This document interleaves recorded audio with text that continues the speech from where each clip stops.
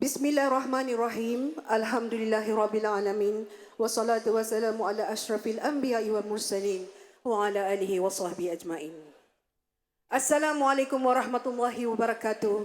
Salam sejahtera dan salam perpaduan buat semua.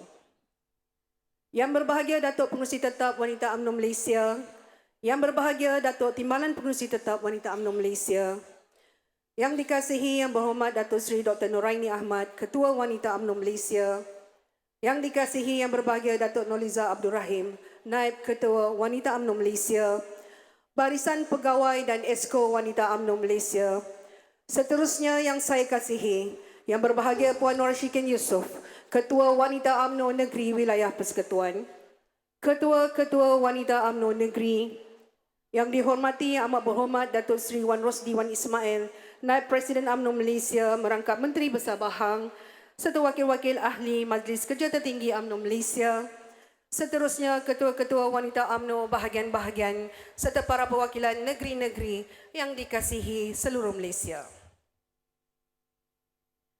Alhamdulillah, syukur kehadirat Allah Subhanahu Wa Taala kerana dengan keizinannya maka kita diberi peluang untuk berkumpul bersama sekali lagi dalam Perhimpunan Agung Wanita UMNO Malaysia bagi tahun ini. Saya Muzalina Muhammad selaku Ketua Penerangan Wanita UMNO Wilayah Persekutuan dan juga Ketua Wanita UMNO Bahagian Kepung ingin merakamkan setinggi-tinggi penghargaan dan terima kasih khususnya kepada Ketua Wanita UMNO Negeri Wilayah Persekutuan di atas peluang yang diberikan kepada saya bagi mewakili suara akar umbi khususnya dalam menyampaikan hasrat murni Wanita UMNO Wilayah Persekutuan dalam perhimpunan ini. Mewakili Wanita UMNO Wilayah Persekutuan, belum terlewat kiranya untuk saya merakamkan ucapan setinggi tahniah kepada Yang Berhormat Datuk Seri Dr. Ketua Wanita UMNO Malaysia kerana telah diberi kepercayaan lagi untuk terus mengemudi Wanita UMNO Malaysia. Semoga Yang Berhormat Datuk Seri Dr. terus dapat memimpin dan memperkasakan lagi Wanita UMNO. Hadirin yang dihormati sekalian, apabila berbicara tentang wilayah persekutuan, sudah pasti aspek ekonomi menjadi tumpuan. Kuala Lumpur, Ibu Negeri Wilayah Persekutuan merupakan pusat tarikan dan juga nadi kepada perkembangan pesat ekonomi negeri serta negara.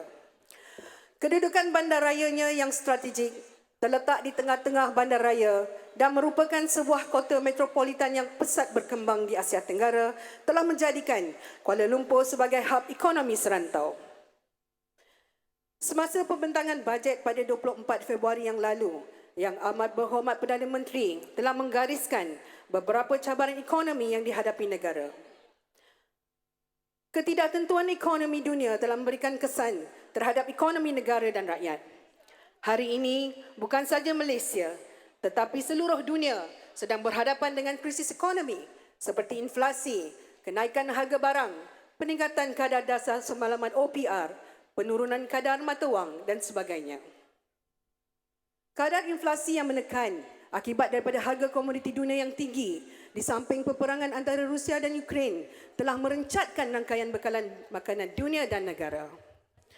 Apabila berlakunya krisis, tekanan sudah pasti akan dirasai oleh rakyat, terutamanya bagi mereka yang tinggal di kawasan bandar. Keadaan yang menekan kehidupan rakyat telah menyebabkan berlakunya jurang perbezaan ekonomi yang besar, sehingga meningkatkan peratusan kemiskinan bandar, khususnya di kalangan warga kota seperti kami di wilayah ini. Antara kesan yang dihadapi adalah peningkatan kos sara hidup di mana rakyat terbeban dengan kenaikan harga barang.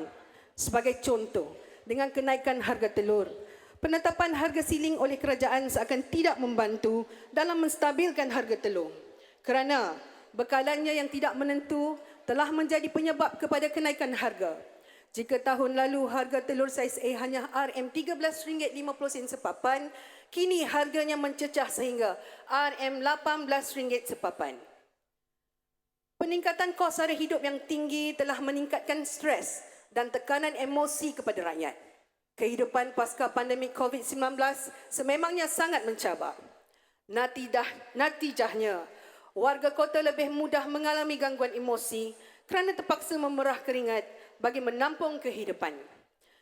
Statistik yang dikeluarkan oleh Kementerian Kesihatan Malaysia menunjukkan 70% penduduk di Kuala Lumpur terkesan dengan kesihatan mental seperti kemurungan dan kebimbangan akibat daripada peningkatan kos sara hidup. Peningkatan kos sara hidup yang tidak sejajar dengan kenaikan gaji juga telah menyebabkan hampir keseluruhan gaji rakyat diperuntukkan untuk membeli barangan keperluan harian, membayar sewa rumah, pinjaman perumahan, pinjaman kenderaan dan sebagainya yang dilihat menambahkan lagi beban yang dihadapi rakyat. Begitulah antara kesan yang dihadapi yang sangat memberi tekanan terhadap kehidupan rakyat pada hari ini. Justeru itu, saya ingin menyentuh konteks ekonomi rakyat seperti yang telah disampaikan secara menyeluruh oleh Yang Berhormat Datuk Seri Johari Abdul Ghani, Pengerusi Badan Perhubungan UMNO Wilayah Persekutuan yang juga Naib Presiden UMNO semasa Konvensyen Nasional Kerajaan Perpaduan tempoh hari. Beliau turut menyatakan bahawa sekiranya kita ingin mengekalkan kuasa, maka pemerkasaan terhadap ekonomi rakyat perlu diberi perhatian sewajarnya. Pertama, memastikan bekalan makanan asas dalam negara stabil agar rakyat tidak lagi berhadapan dengan isu kekurangan makanan asas seperti ayam dan telur. Memperbanyak lagi peluang pekerjaan bagi memenuhi permintaan industri dan pasaran kerja yang sesuai untuk rakyat tempatan. Memperkasa perumahan mampu milik yang mapan sebagai memenuhi tanggungjawab sosial selaras dengan aspirasi, memperkasakan pemilikan rumah mampu milik bagi golongan B40 beserta kemudahan utiliti seperti bekalan air, internet, elektrik dan kemudahan asas seperti jalan raya yang efisien dan sebagainya. Mempertingkatkan kualiti pendidikan secara tuntas bermula dari pendidikan rendah sehingga ke peringkat universiti selain memperkasa pendidikan dan latihan teknikal dan vocational TVET sebagai usaha dalam melahirkan modal insan berkualiti bagi memenuhi aspirasi negara.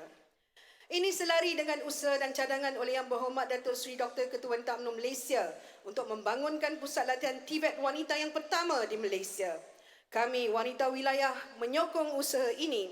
Semestinya ia juga akan memanfaatkan golongan wanita di wilayah persekutuan. Hadirin yang dikasihi sekalian, selari dengan hasrat kerajaan untuk memperkasakan ekonomi rakyat bandar, wanita wilayah berpendapat Kementerian Wilayah perlu diwujudkan kembali. Wanita wilayah mengusulkan kepada Yang Amat Berhormat Presiden selaku Timbalan Perdana Menteri melalui Yang Berhormat Datuk Seri Dr. Ketua Wanita UMNO Malaysia untuk mencadangkan agar Kementerian Wilayah yang berperanan sebagai penyelaras, perancang dan pembangunan wilayah persekutuan kembali diwujudkan di dalam portfolio kerajaan. Kementerian Wilayah berperanan memberi khidmat sokongan secara cekap dan teratur bagi memastikan pembangunan sosioekonomi serta alam sekitar melalui kerjasama strategik yang inklusif dalam memenuhi permintaan pelanggan seperti agensi kerajaan, pihak swasta, orang awam, NGO, pihak berkuasa tempatan melalui aduan dan sebagainya dilihat penting bagi memenuhi keperluan setempat selain dapat memastikan kualiti hidup penduduk bandar yang lebih selesa. Terdapat banyak usaha yang telah dijalankan oleh pihak kementerian sebagai langkah untuk membasmi kemiskinan seperti penganjuran program-program berkaitan kesejahteraan rakyat dan bandar yang mana majoritinya memberi impak positif kepada warga wilayah. Ada warga wilayah kat sini? Mana? Belum masuk? Yang dah masuk angkat tangan. Ingat lagi program-program yang pernah Kementerian Wilayah buat ya? Alhamdulillah. Jika dilihat sehingga hari ini, wilayah persekutuan seakan hilang hara tuju apabila tiada kementerian yang dipertanggungjawabkan khusus untuk mengelola dan memastikan wilayah persekutuan sentiasa berada dalam keadaan yang terpelihara seperti sebelumnya. Susulan pasca PRU15, wilayah persekutuan telah diletakkan di bawah kelolaan Jabatan Perdana Menteri dan Yang Amat Berhormat Perdana Menteri sebagai de facto Menteri Wilayah Persekutuan. Kesibukan Yang Amat Berhormat Perdana Menteri dalam mentadbir urus negara telah menyebabkan fokus terhadap dasar hala tuju, gerak kerja dan pelaksanaan fungsi agensi-agensi yang berkaitan dengan kementerian terkesan. Beberapa keputusan pelantikan portfolio penting dalam wilayah tiada berkeputusan kerana dahulu mesyuarat-mesyuarat penting yang dipengerusikan dan keputusannya dibuat terus oleh Yang Berhormat Menteri atau Ketua Setiausaha. Hala tuju wilayah persekutuan kini semakin samar. Manakan tidak, 3 buah wilayah yang dahulunya dikendalikan oleh sebuah kementerian yang besar, kini ditadbir oleh sebuah jabatan yang kecil dilihat tenggelam bersama fungsinya. Isu aliran trafik yang kini meruncing, isu perumahan mampu milik, isu pengangkutan awam dan isu kebajikan yang tidak dapat diselesaikan telah menambah lagi tekanan hidup khususnya di kalangan warga kota wilayah.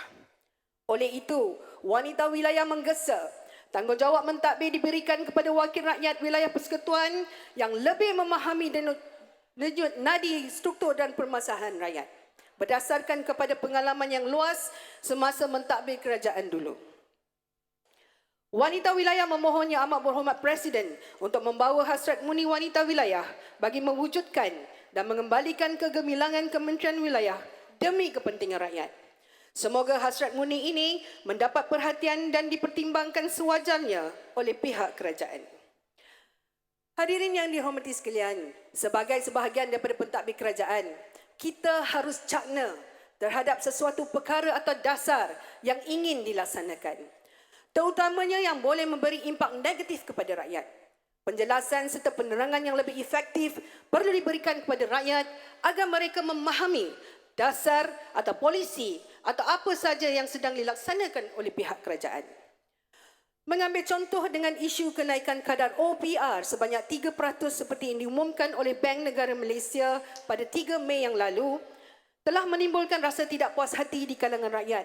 Walaupun kadar 3% yang diumumkan oleh Jawatankuasa Dasar Monetary BNM sebenarnya adalah kadar yang sama sebelum berlakunya COVID-19.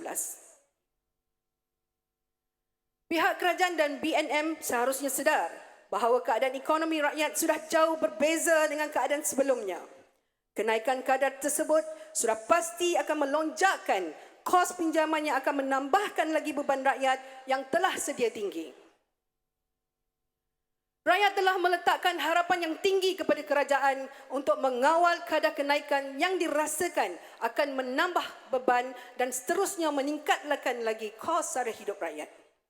Oleh itu, wanita wilayah berpendapat bahawa penjelasan terperinci perlu diberikan kepada rakyat mengenai keputusan kenaikan OPR ini. Pihak yang bertanggungjawab dalam memberi penerangan mengenai hal ehwal rakyat seperti Kementerian Komunikasi dan Digital Malaysia, Jabatan Penerangan Malaysia serta agensi berkaitan perlulah memainkan peranan yang lebih berkesan agar rakyat mendapat informasi yang tepat dan disampaikan kepada rakyat secara terus. Di samping itu, Kementerian Dalam Negeri dan Hal Ehwal Pengguna juga perlu efisien dalam memastikan harga barang tidak sewenangnya dinaikkan oleh pihak yang tidak bertanggungjawab yang sekadar mahu menangguk di air yang keruh. Penjelasan dan penerangan yang baik tidak semestinya memerlukan kos perbelanjaan yang besar. Cukup sekadar informasi yang dikongsikan tepat dan mudah difahami rakyat. Kerana apa yang penting bagi rakyat pada hari ini adalah kelangsungan hidup di zaman ketidaktentuan ekonomi ini. Sekiranya pendekatan sebegini diterapkan, maka setiap dasar serta polisi yang ingin dilaksanakan oleh kerajaan akan lebih mudah diterima oleh rakyat. Pada hemat wanita wilayah, jika kita dapat menjaga periuk nasi rakyat dengan lebih baik, ia akan meningkatkan tahap kualiti hidup, mengurangkan jurang kemiskinan yang wujud, sekaligus dapat memperkukuhkan perpaduan serta membantu negara mencapai matlamat serta aspirasi yang ditetapkan selain akan menghasilkan satu bentuk kehidupan yang lebih selesa dan harmoni buat rakyat. Betul puan-puan? Betul puan-puan? Tadi dah makan, patut kena kuat lagi ni. Hadirin yang dikasihi sekalian, sebagai intihar bicara, suka untuk saya kongsikan inisiatif wanita UMNO wilayah persekutuan dalam usaha untuk memperkasa usaha wanita, khususnya di wilayah persekutuan. Hub Usahawan Halal Beauty by Wanita Wilayah dengan izin diwujudkan khusus untuk membantu golongan usahawan wanita dalam mengembangkan perniagaan mereka dengan lebih baik. Hub Halal Beauty by Wanita Wilayah yang memfokuskan kepada produk kecantikan yang mempunyai sijil halal juga diwujudkan bagi menarik minat lebih ramai usahawan wanita Bumi Putra untuk menceburkan diri dalam industri halal, memandangkan penyertaan wanita dalam industri tersebut masih kecil. Semoga inisiatif ini dapat memberikan manfaat kepada golongan wanita di wilayah persekutuan khususnya dan seterusnya dapat memperkukuh kedudukan ekonomi mereka. Wilayah Persekutuan Sila Gulung.